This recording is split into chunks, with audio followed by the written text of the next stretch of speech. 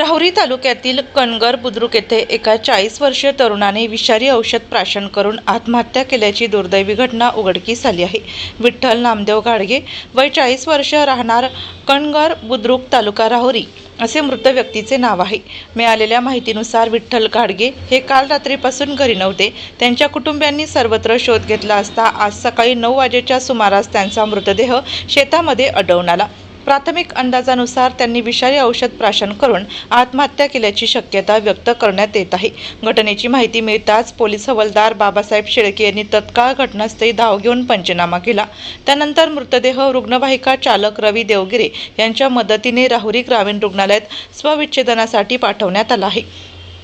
या घटनेमुळे परिसरात हळहळ व्यक्त केली जात आहे।